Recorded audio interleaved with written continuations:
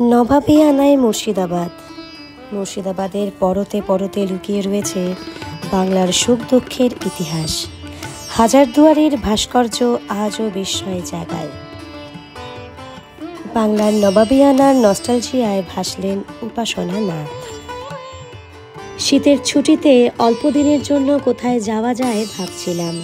হঠাৎ মনে হলো মুর্শিদাবাদ গেলে কেমন হয়। বেরিয়ে পড়লাম বাংলার ইতিহাসের পাতায় হারিয়ে যেতে।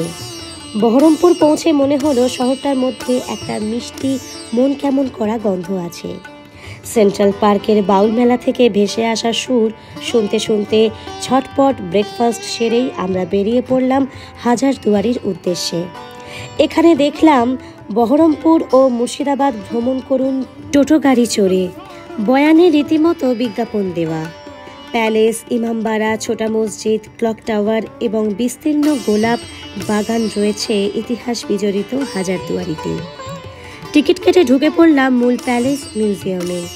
অপূর্ব সুন্দর ভাস্কর্য, ব্রিটিশ গথিক শিল্পশৈলীতে সজ্জিত এই প্যালেস মনের মণিকোঠায় এক আশ্চর্য রত্ন হয়ে থাকবে চিরকাল। মিউজিয়ামের গ্যালারিগুলি যেন অমূল্য মণিমাণিক্যে সাজানো। কি নেই সেখানে! বিশ্ববিখ্যাত শিল্পীদের আঁকা ছবি, কবি হাফিজের নিজের হাতে লেখা পাণ্ডুলিপি, আইনি আকবরীর আসল কপি, দেশ বিদেশের বিখ্যাত মানুষদের নবাবদের উদ্দেশ্যে লেখা তৎকালীন চিঠি, নবাবী আমলের তৈজসপত্র, অপূর্ব শ্বেতপাথরের কাজ, আরও কত কি। চমক লাগলো বিষ সন্ধানী বাসনপত্র দেখে। জানতে পারলাম এইসব পাত্রে রাখা খাবারে বিষ থাকলে পাত্রের রং বদলে যেত। এছাড়া নবাবী ঘোড়ার গাড়ি, অস্ত্রাগার, রাজকীয় পোশাক, আস্ত নবাবী বৈঠকখানা, বেলজিয়াম গ্লাসের আয়না প্রভৃতি ইতিহাসের স্মৃতিজড়িত মূল্যবান সামগ্রী প্যালেসের চারদিকে ছড়িয়ে রয়েছে। ঘুরতে ঘুরতে মনে হচ্ছিল মিউজিয়ামটি যেন এক গোলকধাঁধা। সমস্ত ঘর, বারান্দা, করিডোর, প্যাসেজ, এমনকি গ্রিলের কারুকার্য সবই একরকম। ইমামবাড়া বন্ধ থাকার জন্য ভিতরে যাওয়ার সুযোগ হলো না।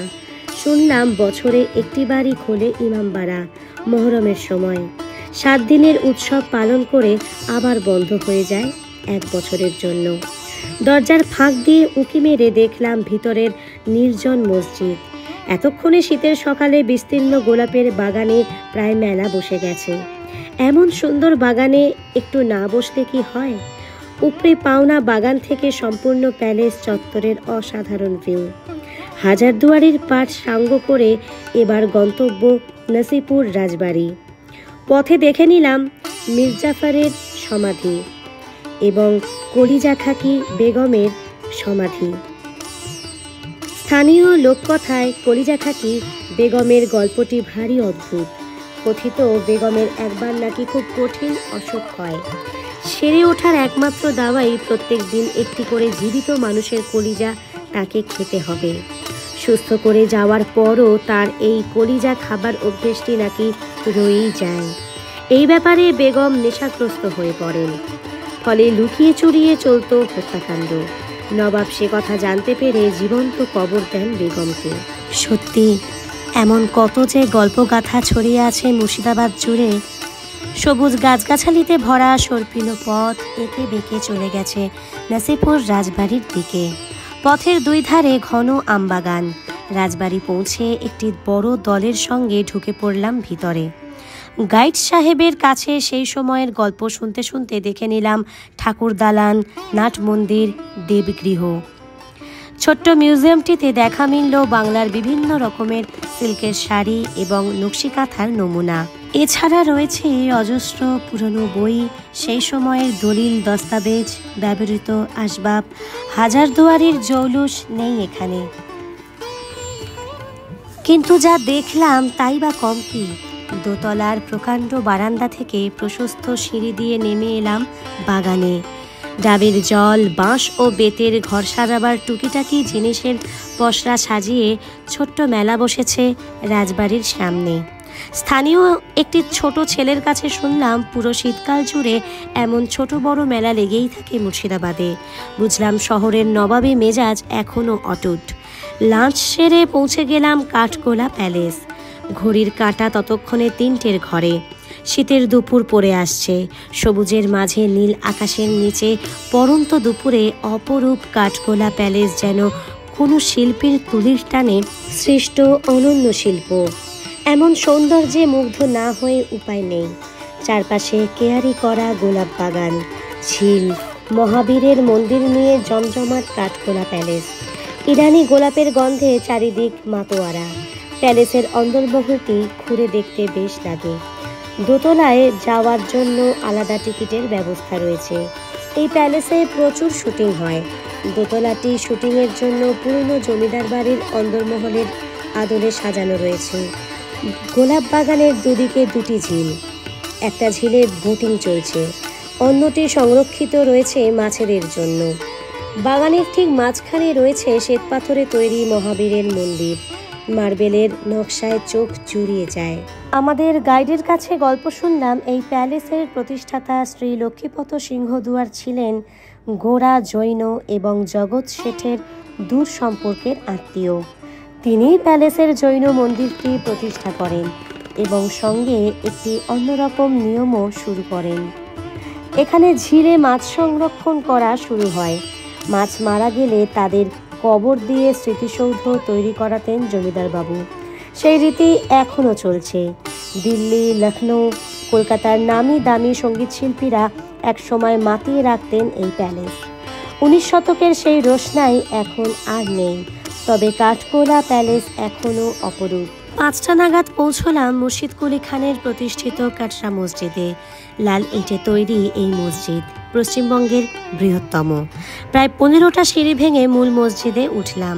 আমাদের গাইড জানালেন এই সিঁড়ির তলাতেই নবাব মুর্শিদ কুলি খানকে সমাধিস্থ করা হয়েছিল।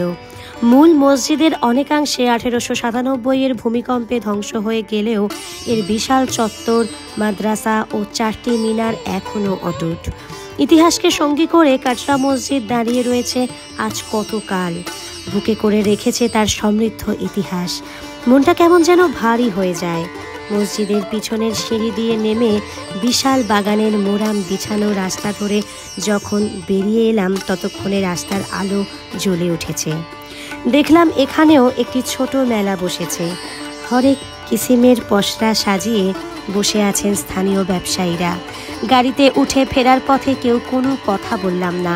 সারাদিন ধরে ইতিহাসের গল্পে মোড়া শহরটির আশ্চর্য জাদুকাঠির ছোঁয়ায় আমরা তখন সকলেই আবিষ্ট। পরদিন সকালে বহরমপুরের বিখ্যাত টোটো ভ্রমণে বেরোলাম। সুন্দর ছিমছাম শহর বহরমপুর, সঙ্গে পাওনা শীতকালীন মেলাগুলো, সব মিলিয়ে জমজমাট ছুটির আমেজ। বাউল মেলা আর মেয়েদের হাতে তৈরি জিনিসের মেলাতে ঘুরে বেশ সময় কাটে। এরপর গঙ্গার ধার দিয়ে ঘুরে কৃষ্ণনাথ কলেজের অপূর্ব স্থাপত্য দেখে সার্কিট হাউস ও ম্যাজিস্ট্রেটের বাসভবনের পাশ দিয়ে একটা চক্কর লাগিয়ে পৌঁছলাম রামকৃষ্ণ মিশনে। এটি সারগাছি আশ্রমেরই একটি শাখা। আশ্রমটি ছোট কিন্তু সুন্দর। ফেরার সময় মহারাজ আশ্রমের গাছের মিষ্টি কামরাঙা দিলেন ব্যাগ ভরে। কিন্তু মুর্শিদাবাদে এসে এখানকার বিখ্যাত সিল্ক দেখব না তা কি হয়? বহরমপুরের শাড়ির বাজারটি এক কথায় অসাধারণ। সেই সঙ্গে বাড়তি পাওনা এখানকার বিখ্যাত ছানা বড়া। সত্যি এর স্বাদের তুলনা নেই। কেনাকাটার পালা চুকিয়ে লাঞ্চ সেরে পৌঁছলাম ফেরিঘাটে। নৌকা পার হয়ে এবার খোশবাগ যাওয়ার পালা। যতদূর দেখা যায় শুধুই সবুজ, ঘন আমবাগান, মাঝে কয়েক একর জমি নিয়ে তৈরি খোশবাগ। ইরানি গোলাপের বাগানের মাঝে শ্বেতপাথরের সমাধিকক্ষে চিরশান্তিতে ঘুমোচ্ছেন বাংলার শেষ স্বাধীন নবাব। শান্ত মন কেমন করা শীতের দুপুরে খোশবাগ নিজেই যেন এক ইতিহাস, চোখের জলের ইতিহাস। ফিরতে হবে এবার। অতুলনীয় যে অভিজ্ঞতা সঙ্গে নিয়ে ফিরছি, আমার স্মৃতির ফ্রেমে তা থাকবে চিরকাল। ক্যামেরাবন্দি তো হয়েই রইল। খোশবাগ থেকে বহরমপুর ফিরে ব্যাগপত্র নিয়ে স্টেশনে পৌঁছতে বেশ খানিকটা দেরি হলো। হাজারদুয়ারি এক্সপ্রেসে বসে কলকাতার দিকে রওনা দিলাম। জানলার বাইরে তখন সমস্ত মাঠ, ক্ষেত, আলপথ, আকাশ এক করে কমলা রঙের সন্ধে নামছে। পিছনে পড়ে রইল এক অনন্তকালের ইতিহাস, যা বাংলার একান্ত আপন সুখ দুঃখের কাহিনী। এবার বলি কোথায় থাকবেন? হোটেল ইন্দ্রজিৎ, ডাবল বেডের ভাড়া ৩,৫৫১ টাকা থেকে শুরু। হোটেল সাগনিক, ডাবল বেডের ভাড়া ৫,৪৪৮ টাকা থেকে শুরু। হোটেল মঞ্জুসা, ডাবল বেডের ভাড়া ৬,৬৪৭ টাকা থেকে শুরু। সবকটা হোটেলের কন্ট্যাক্ট নাম্বার স্ক্রিন এবং ডেসক্রিপশানে দেওয়া থাকবে। তবে হোটেলের ভাড়া পরিবর্তন সাপেক্ষ, সরাসরি যোগাযোগ করাই বাঞ্ছনীয়। এবার বলি কিভাবে যাবেন। কলকাতা থেকে সরাসরি গাড়িতে বহরমপুর যেতে পারেন। ট্রেনে হাজারদুয়ারি এক্সপ্রেস, ভাগীরথী এক্সপ্রেস সহ একাধিক ট্রেন আছে। কলকাতা থেকে বাসেও বহরমপুর পৌঁছানো যায়। Life on the road. আজকের ভিডিওটা এখানেই শেষ করলাম। পরবর্তী ভিডিওর নোটিফিকেশান পেতে আমার চ্যানেল ট্যুরিজম ডায়েরি অবশ্যই সাবস্ক্রাইব করে বেল আইকনটি প্রেস করে রাখুন। আর ভিডিওটি ভালো লেগে থাকলে একটা লাইক দিয়ে শেয়ার করতে ভুলবেন না। ততক্ষণের জন্য টাটা।